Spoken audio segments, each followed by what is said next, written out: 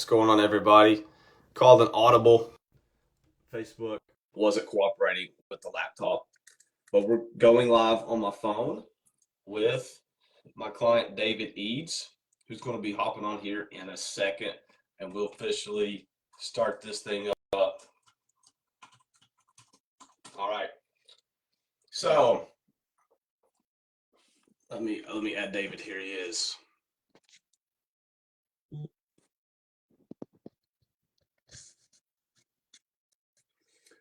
All right, so David Eades, he's joining right now. What's going on? I'm upside down. That's what. Let me turn up my volume so I can hear you. What is happening? Flip it over. There we go. No, you're good. You're good.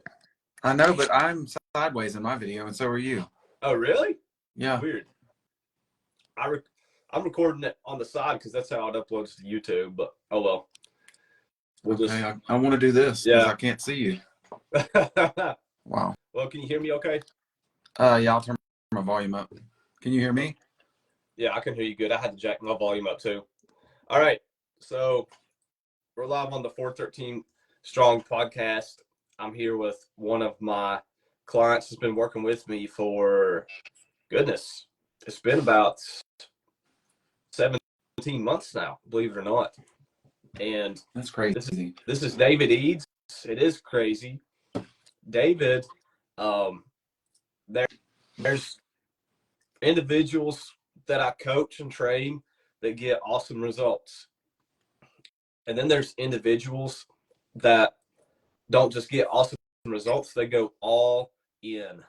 And David went all in, and that's why he's seen these results. That's why we see him in the stories. He's in his off season. We're going to talk about that. And despite being in the off season, he's still pretty shredded, more so than the average bear. So I'm going to talk to David and ask him a few questions. But first off, man, how you doing? Tell everybody how your off season, or as we like to say, improvement season training is going so far. It's going pretty good. I think I might have hit it too hard at first because I have some nagging little things that I'm dealing with, like not really injuries, but just aggravated muscles. So just dealing with that because I was trying to hit it real hard. I was super excited in this massing phase, but I'm trying to slow down a little bit now and not ego lift as much as I was doing back a few months ago. But it's going well. Good. I mean, I think that's one thing a lot of people need to understand is that when you are not in your 20s, yeah, and you're watching whoever it may be, Ramon Dino, Urs, Chris Bumstead, or if you're in the open bodybuilding, or maybe it's an NFL player you're watching, Derrick Henry, whoever, do these workouts, you're like, you got to remember, they're a pro athlete. Right. They've got people surrounding them, offering them massages, that do ice baths. This is their career. And as a dad, we're all guilty of it. Sometimes just getting excited and pushing it too hard. And that's why I always tell people to film your workouts, because you watch it back and you're like, okay, I see I almost got out of control there, or I did get out of control there. And we all do it. I did it the other day, the other leg day myself. Yeah. Bouncing a little bit too much in the bottom of the hack squat. So, but that's cool. That's good. Now, guys, David, he competed in a bodybuilding show in June. And prior to that, David lost 10 inches around his waist. And then on top of that, kind of chiseled down a little bit more to get stage lean. Competed in classic physique. We'll give him a shout out. He was the only competitor on stage that had any kind of feathering or conditioning in his quads, and was the only competitor on stage that had any bit of hamstring definition, period, much less they were popping out like crazy. And just good conditioning overall. So tell me about that experience getting on stage. First of all, what would you tell any first-time competitor? Well, it ended up being way different than I thought. I don't know. I was really apprehensive about getting up there, in basically just underwear. But that's the one thing really that really didn't matter to me the day of it, because I was just so dead set on showing, the progress that I'd made. And more than that, just eating a cheeseburger or a donut once I was done. I was joking with somebody the other day at the gym, and I said, I would have gone up there in a thong if it meant I got to eat a cheeseburger, afterwards. Like, I was so just tired from the prep that I was just ready. And we had some issues in our life and my family that happened a few weeks prior that, I was just ready to be done with it. But the actual event, it was awesome. I enjoyed it. I loved being on stage. It was such a rush. I mean, it was a huge adrenaline rush. And just getting up there, of course, I was sweating more than anybody else. My tan was dripping all down my chest. And the girl that did it had to touch me up and use a paint roller. I mean, she was dabbing me with the paint roller like constantly, which was embarrassing. But the whole experience was great. I have a friend I'm trying to convince to do it at my gym, and he's like, I just don't think I can get up there. I'm too embarrassed and too modest. And that, it really wasn't a big part of it. I mean, getting up there, hitting the poses, it was great. I had a good time. I loved it. Yeah. People talk about runner's high. Yeah. That's personally nothing I've ever felt. But Right. getting on stage, I remember my first show, my dad was there watching, and it was men's physique. And we don't get to pick our music in men's physique. Yeah. Or in an NPC, you don't. And right when I came out, it was kind of quiet right before they called my number, and then turned down for what came on. So like that cracked me up. And then just like the stage high is like nothing else. And Dad was like, you were grinning awful big. I was like, it was the most fun thing I've ever done in my life. Like, yeah. It was when they call awesome. you out, if you get first call out or they put you in the middle, which they did you, that's a lot of fun, isn't it, too? Knowing you're being compared and considered for winning the whole thing. So, yeah. Well, it was awesome. What? Oh, go ahead. What were you going to say? No, I was just going to say it was awesome. I mean, and I'm very competitive, so just being able to hit the shots. Of course, they would say favorite classic pose, and my mind would go blank because, the lights are on you, people are staring at you. So, the next time I do it, I'll definitely just do I'll have my wife just call out over and over, favorite classic pose, and I'll just hit one after the other. That's the only thing I think I would do over, because I kept hitting one that wasn't even a classic pose. So that was a little bit embarrassing. But you kept hitting a front double bicep. Yeah. In all fairness, you're probably picturing Arnold Schwarzenegger, because people think Arnold, that's the pose you're thinking of. Yeah. But yeah, I mean, if that was your only thing from your first show, that's most people. I didn't spread my lats correctly my first show, and and stuff like that. So nice. Your poses all looked great. Oh, I appreciate it. But what do you think about this? Because a lot of people may look at someone like you that made this transformation and that got on stage, and now that you got on stage, you've managed to stay relatively lean. I mean, your quads, when you wear those 5-inch inseam shorts, are shredded still, man. Like, yeah. But before joining the club, you'd worked, I think, with another online coach. I think you'd worked with an in-person trainer. What do you think was the difference? How was the accountability different that helped you out this time? I feel like I had just kind of gotten to the place in my life where I knew I was, I guess, maybe 45 or 46 at the time. And I had an epiphany just sitting here thinking, my kid is 8 or 9. If I don't make a change, and I had tried to make a change with other people and it just hadn't worked.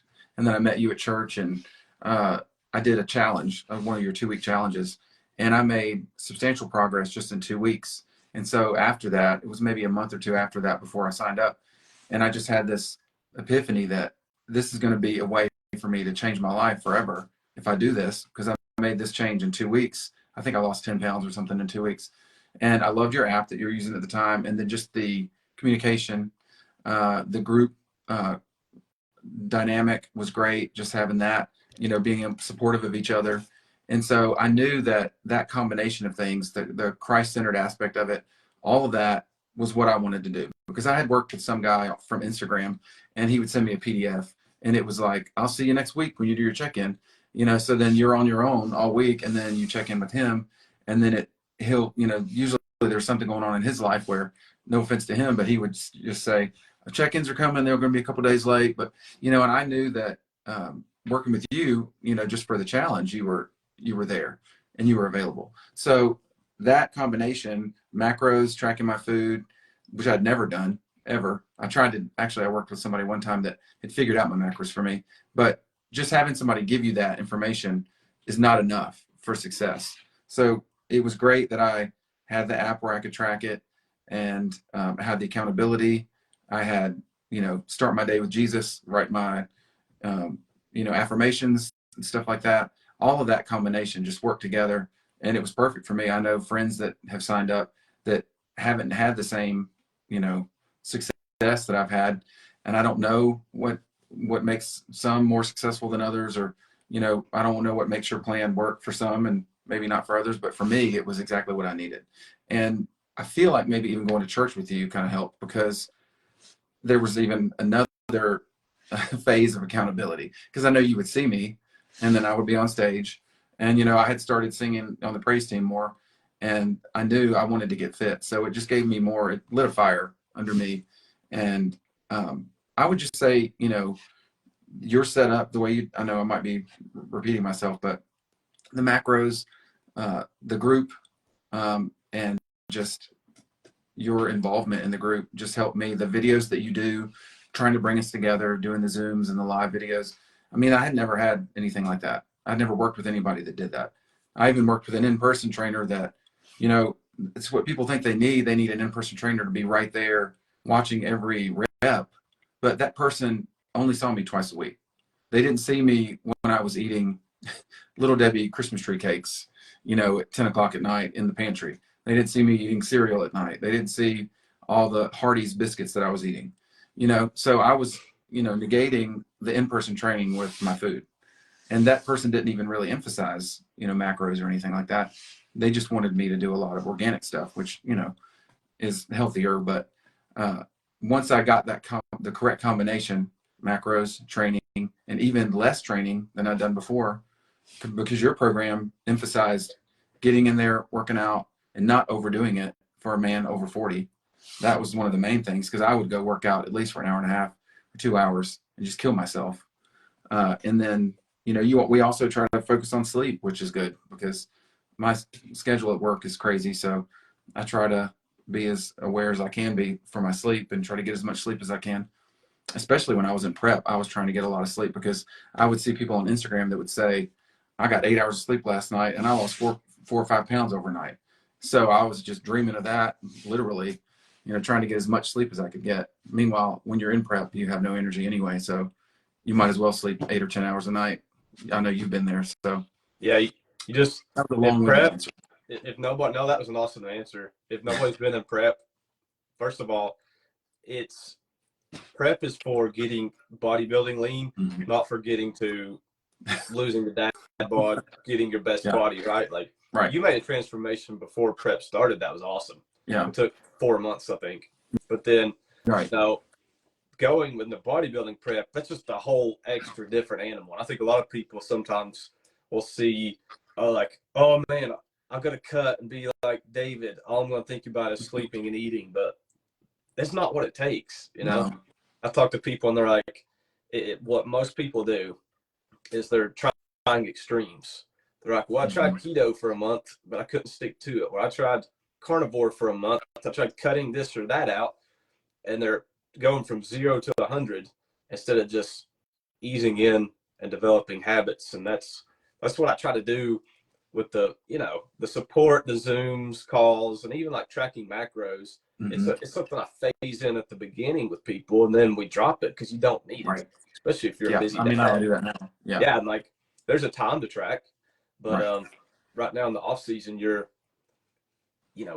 I think a lot of people don't understand fitness is it's not just about always doing what's quote unquote optimal, because we're not robots. You got to give yourself grace, and you got to have a realistic approach, and psychologically you got to know when to push and when you need to back off so you can push some later. But I think you've done awesome, because you went all in, like I said. If I make a post you like it and comment. You're there to support. And it's always the individuals that go all in that see these kind of results. And just because like you were so good on stage and you're adding mass right now, we're not over bulking you. I think a lot of people are like, I'm gonna eat 4,000 calories because I saw that's what Eades did, or 5,000, and it's like you'll get really fat really soon. It doesn't take that many calories. It's a sad reality to add muscle. So right now we're slowly adding some muscle before we cut back down. But what do you want people to say about you in 2024 when you're on stage versus the 2023 David Eades on stage? Well, from the coach perspective, I don't want to hear them say, "Oh, he's got lights out legs, but he doesn't have any abs." If I hear that, I'm just going to punch somebody in the face, because I look back at all of my photos and I had clearly defined abs.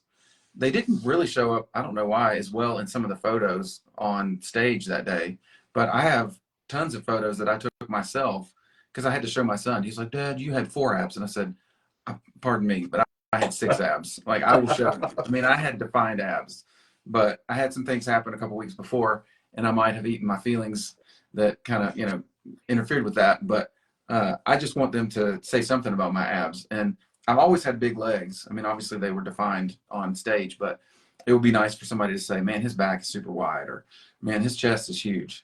Just I need some attention other places. Because, obviously that's the first thing people look at is my legs. I mean, people in the gym, it's kind of embarrassing because they'll just look right down at my legs, like right away. And I guess if I wore longer shorts, they wouldn't do that. But, I want some attention in other places, which would be nice. Well, not that I need that, but yeah. That's a good answer. And funny you say that, because if anybody like dissected your routine, we're putting a little more emphasis on chest and back right now, aren't we? So then, if anybody ever wants to get on stage,